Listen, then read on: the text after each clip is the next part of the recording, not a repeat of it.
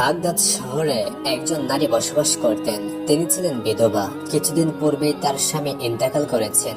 এই বিধবা নারীর একজন পুত্র ছিল, যে মহান আল্লাহ তাআলার ইচ্ছায় অসুস্থ হয়ে গিয়েছিল। এই নারী তার ছেলের চিকিৎসার জন্য অনেক বড় বড় চিকিৎসকের কাছে গিয়েছেন, কিন্তু তাতে কোনো ফায়দা হয়নি। এই কারণে ওই নারী খুবই পেরেশান অবস্থার মধ্যে পড়ে যায়, কারণ তার ছেলের অবস্থা দিন দিন খারাপ থেকে খারাপ হচ্ছিল। এই বিধবা নারীর এই দুনিয়াতে তার এই ছেলে ব্যতীত আর কেউ ছিল না। এক পর্যায়ে তার প্রতিবেশী তাকে পরামর্শ দিল, তোমার ছেলেকে নিয়ে বাগদাদ শরীফের হুজুরের কাছে যাও, তার দোয়ার বদৌলতে তোমার ছেলে সুস্থ হয়ে যাবে। এই কথা শুনে সেই বিধবা নারী তার ছেলেকে নিয়ে বাগদাদ শরীফের দিকে রওনা দিল। মাঝ রাস্তায় এসে তার ছেলের অবস্থা খুবই খারাপ হয়ে যায় এবং সে বেহুশ হয়ে পড়ে। সেই পথের একজন পথিক বিধবা নারীকে জিজ্ঞাসা করলো, কে আপনি, কোথায় যাচ্ছেন? জবাবে সেই নারী বললেন, আমার ছেলে খুবই অসুস্থ, তাকে সুস্থ করতে বাগদাদ শরীফের হুজুরের নিকট যাচ্ছি, কিন্তু দুর্ভাগ্যবশত আমার ছেলের অবস্থা রাস্তার মধ্যেই খারাপ হয়ে গিয়েছে। তখন সেই পথিক বলল, আপনি সাহস হারাবেন না, কোনোভাবে আপনার ছেলেকে নিয়ে বাগদাদের হুজুরের নিকট চলে যান। সেখানে যদি একবার যেতে পারেন তাহলে কোনো না কোনো সমাধান হবেই, আর আপনি খুশি মনেই আপনার বাড়িতে ফিরে আসতে পারবেন। কারণ বাগদাদের হুজুর মহান আল্লাহ তাআলার একজন নেক বান্দা এবং তার দোয়ার ওসিলায় অনেক মানুষ শিফা পেয়ে যান। এরপর সেই বিধবা নারী তার ছেলেকে নিয়ে বাগদাদে পৌঁছায়। যখন সে বাগদাদ শরীফে যায় তখন তার ছেলেকে দেখে বাগদাদের হুজুর বললেন, হে মহান আল্লাহ তাআলার বান্দী, এখন তোমার ছেলের জন্য আর কিছুই করার নেই, কারণ তোমার ছেলেকে মহান আল্লাহ তাআলা তার নিজের কাছে নিয়ে গেছেন। এখন তুমি শুধুমাত্র আল্লাহর উপর ভরসা করে থাকো আর এই সিদ্ধান্ত মেনে নাও। কিন্তু এই কথা সেই বিধবা নারী কোনোভাবেই মানতে পারছিল না। সে চিৎকার করে কাঁদতে থাকে। ঠিক সেই সময় সেখানে খুব সুন্দর একটি বাচ্চা আসে। সে এসে বিধবা নারীকে জিজ্ঞাসা করে, তুমি কাঁদছো কেন? সুন্দর সুদর্শন বাচ্চাটিকে দেখে বিধবা নারী বলতে থাকে, তোমাকে আর কি বলবো, তুমি তো ছোট্ট একটি বাচ্চা। এরপরেও সেই বিধবা নারী তার সামনে উপস্থিত থাকা সেই ছোট্ট বাচ্চাটিকে তার সমস্ত ঘটনা খুলে বলে। সেই নারী বলতে থাকে কিভাবে তার ছেলে অসুস্থ হলো আর কিভাবে সে তার ছেলেকে নিয়ে এই বাগদাদে এসেছে যেন সে হুজুরের দোয়ায় সুস্থ হয়ে ওঠে। কিন্তু এখানে পৌঁছানোর পূর্বেই আমার ছেলে রাস্তায় জ্ঞান হারিয়েছিল এবং এই অবস্থায় আমার ছেলেকে মৃত্যুর পথে নিয়ে গিয়েছে। এই কথা বলে বিধবা নারী কান্না শুরু করলো। অতঃপর সে বলল, আমি আমার এই ছেলেকে ছাড়া কিভাবে বাঁচবো? এই কথা শুনে সে বাচ্চাটি বলল, হে আম্মা, আপনার ছেলে তো মারা যায়নি, সে এখনো জীবিত রয়েছে, দেখুন সে সত্যিই জীবিত। বাচ্চাটির কথা শুনে বিধবা মহিলাটি আবার তার ছেলের দিকে ভালো করে তাকালেন এবং সে তাকিয়ে দেখতে পেলেন তার ছেলের শ্বাস চলছে এবং তার ছেলে ধীরে ধীরে হাত পা নাড়াচ্ছে। তখন সেই বিধবা নারী অবাক হয়ে ওই বাচ্চাটিকে জিজ্ঞাসা করলো, আমার মৃত পুত্র কিভাবে জীবিত হলো? কারণ সে তো আমার সামনেই ইন্তেকাল করেছিল, এটা কিভাবে সম্ভব? নাকি আমার পুত্র শুধুমাত্র অসুখের কারণে বেহুশ অবস্থায় ছিল? তখন সেই সুন্দর সুদর্শন বাচ্চাটি জবাব দিল, হে মা, মহান আল্লাহ তাআলার হুকুমে আপনার পুত্র আবার জীবিত হয়েছে। আপনার ছেলে অসুখের কারণে বেহুশ হয়নি, বরং সে এই দুনিয়া থেকে বিদায় নিয়েছিল। আপনার কষ্ট আমার সহ্য হয়নি, তাই আমি আল্লাহর কাছে দোয়া করে বলেছি, ইয়া মহান আল্লাহ তাআলা, আপনি এই দুঃখিনী মায়ের কষ্টকে লাঘব করে দিন এবং আপনি তার কলিজাকে ঠান্ডা করে দিন। এই বিধবা নারী তার পুত্রের মৃত্যু কোনোভাবেই মানতে পারছে না। আপনি তাকে খুশি করে দিন, আপনি তো সবকিছুই করতে পারেন, আপনার জন্য কোনো কিছুই অসম্ভব নয়, আপনি চাইলে সব হতে পারে। দোয়ার ওসিলায় মানুষের তকদির পর্যন্ত আপনি বদলে দিতে পারেন, আর আপনি তো সকল ক্ষমতার মালিক। আপনি চাইলে ওই বৃদ্ধ মহিলার সমস্ত সুখ তাকে পুনরায় ফিরে দিতে পারেন।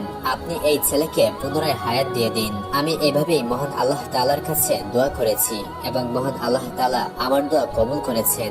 এখন আপনার পুত্র আপনার নিকট সহি সালামত অবস্থায় রয়েছে। তখন সেই বিধবা নারী সেই বাচ্চাটিকে জিজ্ঞাসা করলেন, আমি সবই মানছি, কিন্তু তুমি কে? তোমার পরিচয় কি? সেই বাচ্চাটার পরিচয় দেওয়ার পূর্বে সেখানে বাগদাদ শরীফের হুজুর আসেন। সে মহিলার ছেলেকে পুনরায় জীবিত দেখে হুজুর বুঝতে পারলেন এখানে কি ঘটেছে। তখন হুজুর বাচ্চাটিকে বললেন, বেটা, তুমি এখনো তকদিরের ব্যাপারটা পুরোপুরি বুঝতে পারোনি। আমি জানি তোমার দোয়ার ওসিলাই মহান আল্লাহ তাআলা এই বিধবা নারীর পুত্রকে পুনরায় হায়াত দিয়েছেন। আমার প্রশ্ন হলো, তুমি এমনটা কেন করলে? মানুষ তো এই কথা কোনোভাবেই মানবে না। এটা বলে হুজুর একটি বেত নিয়ে আসলেন।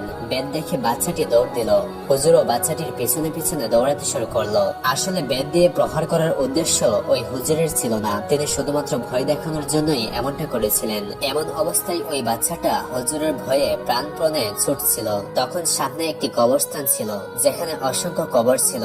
আর সেই বাচ্চাটি কবরস্থানের পাশ দিয়ে ছুটতে ছুটতে বলতে লাগলো, হে কবরবাসী, এই হুজুরের হাত থেকে আমাকে বাঁচাও। আর সেখানেই ঘটলো একটি অদ্ভুত ঘটনা। ছোট্ট একটি বাচ্চার কথাই কবরস্থানের সমস্ত কবর থেকে মুর্দারা উঠে আসতে শুরু করলো, এবং এই মুর্দারা সেই ছোট্ট বাচ্চাটির সামনে ঢালের মতো দাঁড়িয়ে গেল।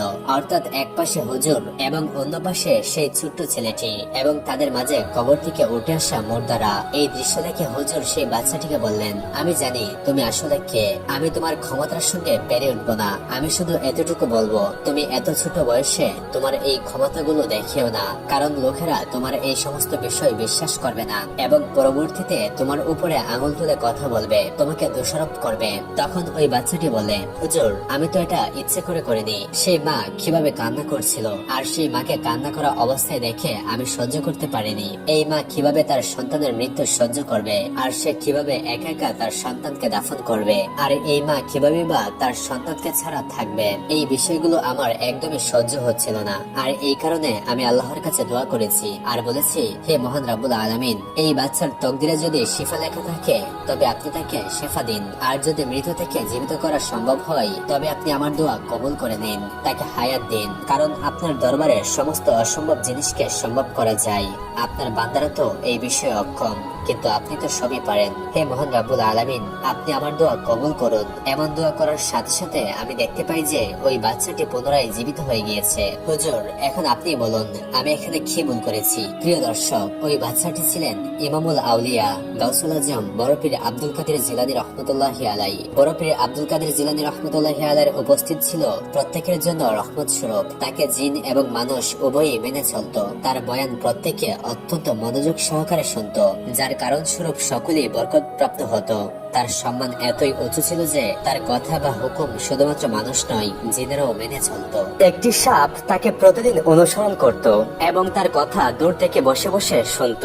আসলে এই সাপটি ছিল একটি দুষ্ট জিন। এই জিনটি সাপের রূপ ধরে বড় পীরকে বিপদে ফেলতে চাইতো, কিন্তু অনেকদিন ধরে পরিকল্পনা করার পরেও সে তার বড় কোনো ক্ষতি করতে পারছিল না। তার সাহস হতো না বড় পীরের উপর হামলা করার। এই দুষ্ট জিন যখনই আসতো, সে দেখতো সেখানে অনেক মানুষের সমাগম রয়েছে। তাদের মধ্যে কেউ কেউ বড় পীরের কথা শুনে কান্নাকাটি করত, কিন্তু সাপটির দৃঢ় শপথ ছিল যে সে গাউসুল আজমকে তার নেক আমল থেকে যেভাবে হোক সরিয়ে ফেলবে এবং বড় পীরকে গুমরাহিতে পতিত করবে। এই পরিকল্পনা মাফিক সাপের রূপ ধরে থাকা জিনটি বড় পীরের দরবারে এসে চুপচাপ বসে থাকতো, যেন বড় পীরকে তার ইমানের পথ থেকে সরিয়ে দেওয়া যায়। সে সবসময় বড় পীরের আশেপাশে অবস্থান করত, কিন্তু অনেক চেষ্টার পরেও সে কোনোভাবেই সফল হতে পারছিল না। একদিন এই সাপরূপী জিনটি শয়তানের সাহায্য নেয় আর বলে, আমি আল্লাহ তাআলার ওই অলিকে পাপের মধ্যে ডুবিয়ে দিতে চাই। লোকেরা তার জন্য দেওনা হয়ে আছে, তার বয়ান শোনার জন্য পাগল হয়ে থাকে, তাকে খুবই সম্মান করে। এই ব্যাপারগুলো আমার একদম ভালো লাগে না। হে শয়তান, তুমি আমাকে শক্তি দাও যেন আমি তার পথে কাটা হয়ে দাঁড়াতে পারি, আর সে যেন কাউকে ইমানের পথে আনয়ন করতে না পারে, সে যেন আর কাউকে কালেমা না পড়াতে পারে। এভাবে সে একদিন শয়তানের কাছ থেকে শক্তি নেয়। অতঃপর একদিন গাউসুল আজম তার মাদ্রাসার ছাত্রদের তালিম দিচ্ছিলেন। সেখানে অনেক বড় বড় আলেমরাও উপস্থিত ছিল। তারা সবাই অনেক মনোযোগ এবং আদবের সঙ্গে বয়ান করছিল। এত বড় জামায়াতে বড় পীর এমন ভাবে বয়ান করছিলেন যে কারো কোনো হুঁশ ছিল না। আচমকা একটি সাপ ওই দেওয়ালের ছাদ থেকে জামায়াতের মাঝে এসে পড়ে, আর সকলের মাঝে মুহূর্তেই আতঙ্ক ছড়িয়ে পড়ে। আকার আয়তনে এই সাপটি ছিল অনেক বড়। সাপটি বড় পীরকে হামলা করে, তা দেখে লোকেরা ভয়ে সেখান থেকে পালাতে থাকে। কিন্তু কিছু কিছু মানুষ যারা বড় পীরকে ভালোবাসতো, তারা বড় পীরের চিন্তায় পেরেশান হয়ে ওঠে। কিন্তু বড় পীর তার জায়গা থেকে একটু নড়লেন না। তার চেহারায় কোনো ভয় বা আতঙ্কের ছাপ ছিল না, বরং তিনি নিশ্চিন্তে বসেছিলেন। তিনি তখনও তার বয়ান থামাননি। ওই সাপটি ধীরে ধীরে তার পায়ের উপরে উঠে বসে এবং ক্রমশই তার শরীর মুবারক পেঁচিয়ে ধরে, এবং ধীরে ধীরে ওই সাপটি বড় পীরের ঘাড়ের উপর উঠে পেঁচিয়ে ধরে। কিন্তু এতে বড় পীর আব্দুল কাদের জিলানী রহমাতুল্লাহি আলাইহি বিন্দুমাত্র বিচলিত হলেন না, এবং তিনি তার বয়ানও থামালেন না, যেন তার মাঝে এই সাপটি নিয়ে কোনো চিন্তাই নেই। এবার সাপটি বড় পীরকে ছেড়ে দিয়ে দিয়ে তার সামনে এসে দাঁড়ায় এবং বড় পীরের সঙ্গে কথা বলতে শুরু করে। আর সাপটি এমন ভাবে দাঁড়িয়েছিল যেন কেউ তার শত্রুকে বহুদিন পর নিজের কবজায় পেয়েছে। সাপটি কিছুক্ষণ বড় পীরের সঙ্গে কথা বলে সেখান থেকে চলে যায়। লোকেরা অবাক হয়ে এই অদ্ভুত দৃশ্য দেখতে থাকে।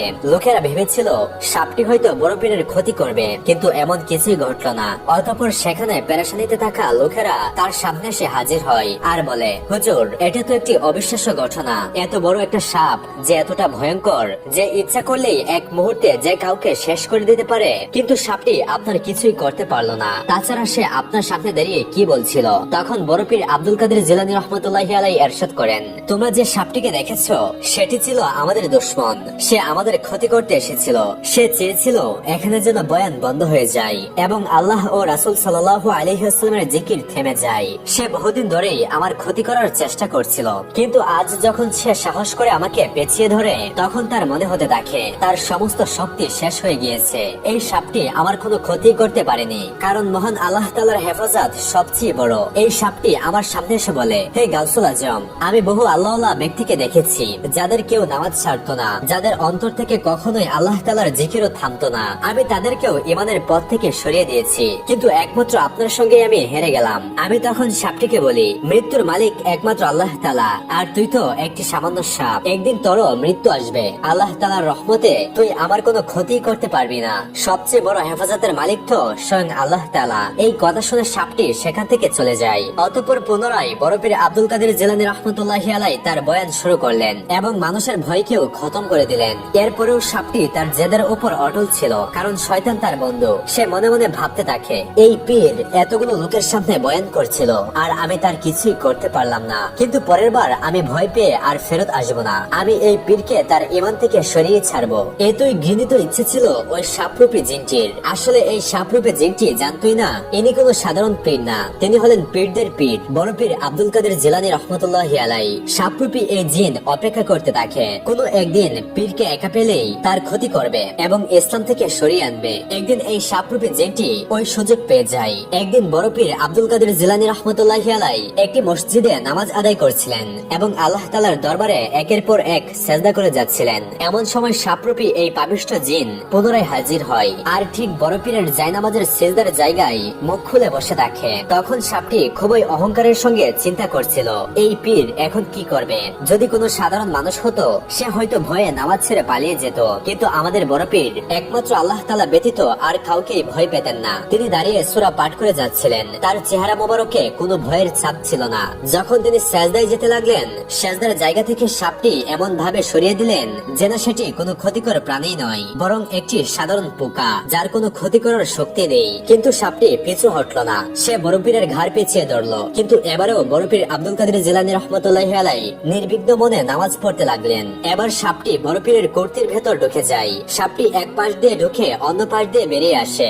সাপটি সর্বাত্মক চেষ্টা করতে থাকে কিভাবে সে বড় পীরের নামাজকে নষ্ট করবে। কোনো না কোনো সময় তো তার নামাজের মনোযোগ নষ্ট হবেই, তার নামাজ ছুটেই যাবে। কিন্তু বড় পীরের নামাজ তো নষ্ট হলোই না, বরং তিনি সম্পূর্ণ সালাত আদায় করে সালাম ফিরিয়ে তবেই উঠলেন। বড় পীরের সালাম ফেরানোর পর সাপটি কিছু না বলে সেখান থেকে গায়েব হয়ে যায়। সে কোথায় থেকে এসেছিল, কেন এসেছিল কিছুই বলল না। পরের দিন বড় পীর আব্দুল কাদের জিলানী রহমতুল্লাহি আলাইহি ওই মসজিদে পুনরায় নামাজ আদায় করার জন্য আসেন। যখন তিনি মসজিদে প্রবেশ করেন সেখানে অনেক বড় বড় চোখের একজনকে দেখতে পান। সে মসজিদের মাঝখানে অনেক অসহায় অবস্থায় দাঁড়িয়েছিল আর সে অসহায় দৃষ্টিতে বড় পীর আব্দুল কাদের জিলানী রহমতুল্লাহি আলাইহিকে দেখছিল। বড় পীরের অনেক মুরিদ ছিল যারা ছিল জিন। বড় পীর এই ব্যক্তিকে দেখি বুঝে নেন এটি আর কেউ নয়, এ হলো একজন জিন। সে অনেক দুর্বল অবস্থায় বড় পীরের সামনে আসে এবং হাত জোর করে মাপ চাইতে থাকে এবং বিলাপ করে কাঁদতে থাকে। এরপর কান্না থামিয়ে সেই জিন বলে, আমি তো একজন জাহান্নামী জিন যে আপনাকে প্রতিটি সময় বিরক্ত করে গিয়েছি। আমি তো বেশ কয়েক মাস ধরে এই কারণেই বসে থাকতাম আপনাকে যেন আপনার কাছ থেকে সরিয়ে ফেলতে পারি আর মানুষের চোখে আপনার সম্মানকে শেষ করে দিতে পারি। আমি সেই সাপ যে আপনাকে আপনার রাস্তা থেকে সরিয়ে দিতে চেয়েছিলাম। আমি এর পূর্বে বহু আল্লাহওয়ালা ব্যক্তিকে তাদের ইবাদত থেকে সরিয়ে দিয়েছি, কিন্তু আপনার মতো আর কাউকেই পাইনি যাকে আমি ইবাদত থেকে সরাতে ব্যর্থ হয়েছি। আমি না আপনার বয়ানকে থামাতে পেরেছি, না আপনার নামাজ থেকে আপনাকে সরাতে পেরেছি। শয়তানের কাছ থেকে শক্তি নিয়েও আমি আপনার আর আল্লাহ তাআলার মহব্বতকে শেষ করতে পারিনি। অতঃপর বড় পীর আব্দুল কাদের জিলানী রহমতুল্লাহি আলাইহি বললেন, তুমি জেনে রাখো লোকেদের বাহবা পেতে আমি কোনো কাজ করি না। আমি শুধুমাত্র কাজ করি মানুষকে আল্লাহর আল্লাহর পথে ফিরিয়ে আনার জন্য, আল্লাহর ইবাদতের প্রতি আকৃষ্ট করার জন্য। আর এই কারণে জিনেরাও আমার উপর বিশ্বাস রাখে। এরপর সেই জিন বলল, উস্তাদ, আপনি আমার জন্য দোয়া করবেন, আমি মুসলমান হতে চাই। আর এরপরে সেই জিন বড়পীর আব্দুল কাদের জিলানী রহমতুল্লাহি আলাইহির হাতে হাত রেখে মুসলমান হয়ে যায়। সুবহানাল্লাহ, সুবহানাল্লাহ।